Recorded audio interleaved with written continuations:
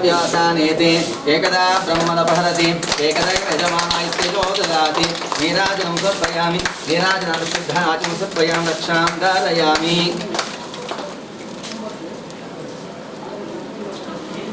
यज्ञेश्वराय विद्महे लालीलाय धीमहि तन्नो अग्निः प्रचोदयात् मंत्रपुष्पं समर्पयामि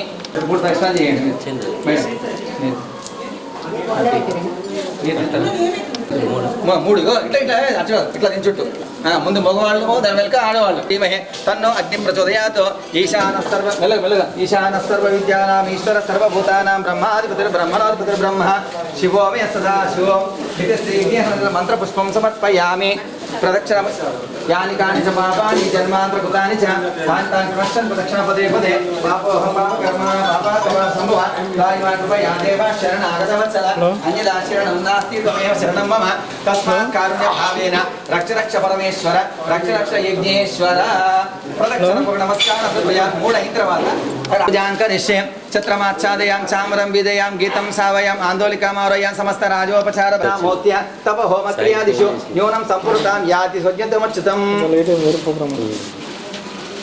ఎవరి ప్లేస్ వాళ్ళు వెళ్ళినాం మళ్ళా यद् तंत मया देव परिपूर्णं तदस्तुते महागणपति आलय द्वादश वार्षिक उत्सव समये अन्योन्य ब्राह्मण दंपति सहायेन आचरित मोदक सहित अष्टद्रव्य पूर्वक हवनेन भगवान् सर्वात्मक सर्वं श्री महागणपति सुप्रीत सुप्रसन्न वरदो भवतु सर्वं परमेश्वर अर्पणं अस्तु महागणपति भगवान् నేను పైన పోతున్నా నేను అనుకున్నా వస్తాను మేడం వస్తారా వేరే కార్యక్రమం లేదా అందరూ బాగున్నారు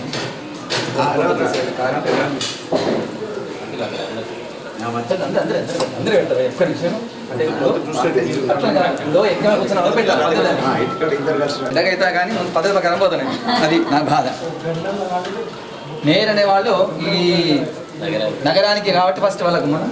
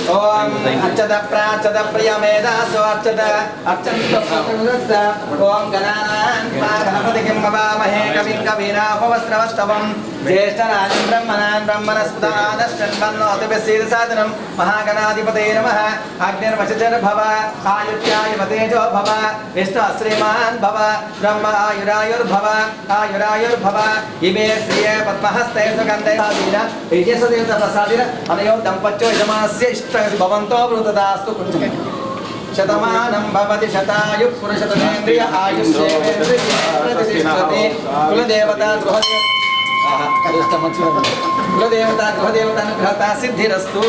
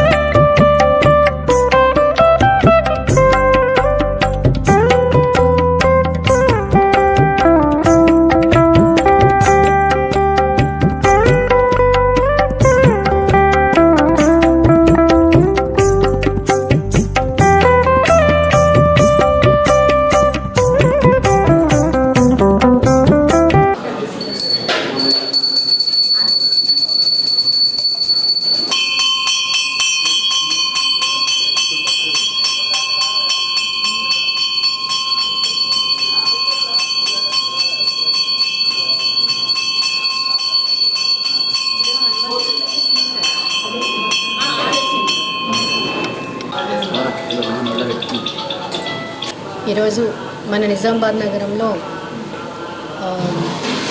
నిర్మించబడినటువంటి ట్యాంక్ బండ్ ఏదైతుందో అక్కడ వినాయకుడు గుడి ఉందని ప్రతి ఒక్కరికి కూడా తెలుసు. ఆ వినాయకుడి యొక్క గుడిలో ఈరోజు 12వ వార్షికోత్సవం సందర్భంగా ఘనంగా పూజలు హోమాలు నిర్వహిస్తూ ఉన్నారు. ఇక్కడ ఉన్నటువంటి అధ్యక్షులు మన భూషణాచారి గారు, వారి కుటుంబం మొత్తం దీనికి అంకితమై ఉన్నారు. ఈ గుడికే దీనికి పురాణ గాథ తను చెప్తూ మరి ఎప్పుడైతే సమర్థ రామదాసు శ్రీరాముడి యొక్క భక్తుడు ఎవరైతే ఉండేనో అప్పుడు కవి అతను సంచారం లోక కళ్యాణార్థం సంచారం చేసే సమయంలో మన నిజామాబాద్ నగరంలో కరువు ఉండింది. ఆ కరువును నిర్మూలించడానికి అని చెప్పేసి అన్ని విఘ్నాలను తొలగించేటువంటి ఆ వినాయకుడి విగ్రహాన్ని ఇక్కడ ప్రతిష్ఠిస్తే మరి కరువు కాటకాల నుంచి ఈ నగరాన్ని మనం కాపాడవచ్చని ఆయన మంచి సదుద్దేశంతో ఇక్కడ వినాయకుడిని ప్రతిమను ప్రతిష్ఠించారని చెప్పేసి చెప్తా ఉన్నారు. అంటే ఈ లెక్కన కొన్ని వందల సంవత్సరాల నాటి విగ్రహం అని మనకు తెలుస్తూ ఉంది. మరి ఇక్కడ ఉన్నటువంటి నంది విగ్రహం కానివ్వండి, మన శివుని యొక్క లింగం కానివ్వండి, అలాగే ఈ వృక్షం చూస్తున్నారు అది కూడా అన్నీ కూడా మన వందల ఏళ్ళ నాటి చెట్టు అవన్నీ కూడాను చాలా అద్భుతమైనటువంటి ఆలయం. మరి మనందరికీ కూడా తెలుసు నిజామాబాద్ నగరం అభివృద్ధిలో భాగంగా గత ప్రభుత్వం బీఆర్ఎస్ ఉన్నప్పుడు మరి మాజీ ఎమ్మెల్యే గణేష్ అన్న గారు దీనికి కొన్ని 30 కోట్ల దాకా వెచ్చించి ఇక్కడ ఉన్నటువంటి ట్యాంక్ బండినంతా ఈ రోడ్డు కానివ్వండి అన్నీ కూడా ఆయన పూర్తిగా ఇది రూపురేఖను మార్చేసి చాలా అభివృద్ధి చేయడం జరిగింది. అప్పుడే ఈ గుడిని కూడా ఇంకా కొద్దిగా దీని కలర్స్ ఇవన్నీ కూడా తను చాలా పట్టించుకొని ఇక్కడంతా కూడా ఇంకా ప్రజలు ఎక్కువగా రావాలి, ట్యాంక్ బండికి వచ్చిన వాళ్ళు గుడికి వచ్చిన వాళ్ళు ట్యాంక్ బండి అంతా చూసిపోవాలని చెప్పేసి రెండింటినీ దృష్టిలో పెట్టుకొని చాలా రకాలైనటువంటి అభివృద్ధి కార్యక్రమాలు ఇక్కడ చేపట్టడం జరిగింది. ఇప్పుడే భూషణాచారి కూడా చెప్తా ఉన్నారు, అప్పటికన్నా ఇప్పుడు చాలామంది భక్తులు వస్తున్నారు, ప్రజలు వస్తూ ఉన్నారు. కోరిన కోరికలు తీర్చేటువంటి వాడు ప్రతి మనిషికి కూడా ఎన్ని విఘ్నాలు ఉన్నప్పటికీ వాటన్నిటిని కూడా తొలగించి వారి కోరికలన్నింటినీ కూడా నెరవేర్చి ఆ వినాయకుడిని అందరూ కూడా తమకున్నటువంటి కష్టాలన్నీ కూడా తెలుపుకుంటే తప్పకుండా ఆయన నెరవేర్చి అంట గొప్ప శక్తి కలవాడు. అలాగే ఇది మన నిజామాబాద్ నగరానికి నైరుతి మూలలో ఉందని కూడా చెప్తా ఉన్నారు. ఇలాంటి నైరుతి మూలలో ఉండడం అనేది చాలా తక్కువ, అది కూడా సింధూర గణపతి. ఏ విధంగా అయితే మనం హనుమంతుడికే సింధూరం పెడతామని తెలుసు, అలాంటిది ఈ వినాయకుడు కూడా సింధూరం పెట్టి మరి పూజలు నిర్వహిస్తూ ఉన్నారు. మరి భక్తులు అనేక మంది వచ్చి కూడా ఈ కార్యక్రమాలు పాల్గొంటున్నారు. భక్తజనులందరికీ కూడా ముఖ్యంగా భూషణాచారి వారి దంపతులకు వారి కుటుంబానికి కూడా నేను మనస్ఫూర్తిగా ధన్యవాదాలు తెలియజేస్తున్నా. ఎందుకంటే కంటికి రెప్పలా కాపాడుతూ తన జీవితాన్ని ఆ కాలం నుంచి కూడా ఈ గుడికి అంకితం చేసి ప్రజల కోరికలు తీర్చే భాగంలో ఆయన భాగస్వామి అయినందుకు మరి మనస్ఫూర్తిగా అభినందిస్తూ ఆ విఘ్నేశ్వరుడు దయతో అందరూ కూడా చల్లగా ఉండాలని మనస్ఫూర్తిగా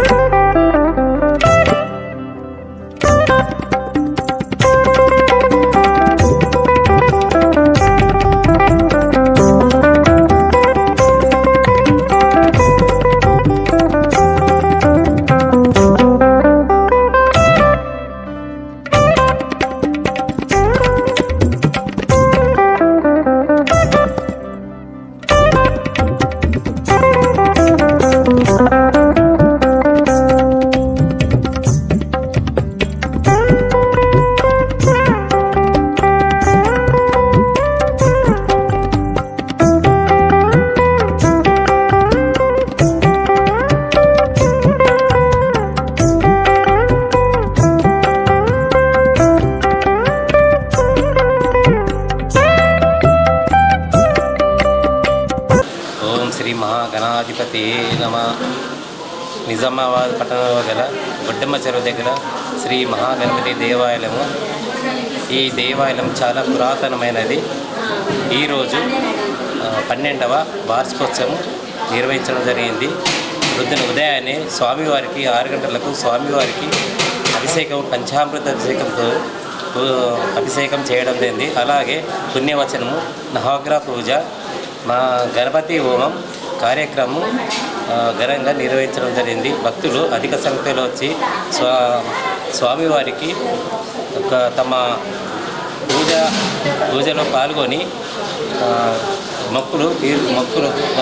మొక్కులకు తీర్చుకున్నారు. అలాగే ఈ గణపతి దేవుడు చాలా పురాతనమైంది.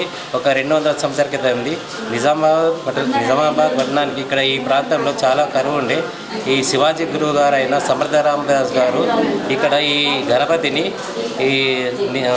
ప్రతిష్ఠించడం పడింది ఒక 200 సంవత్సరాల క్రితము.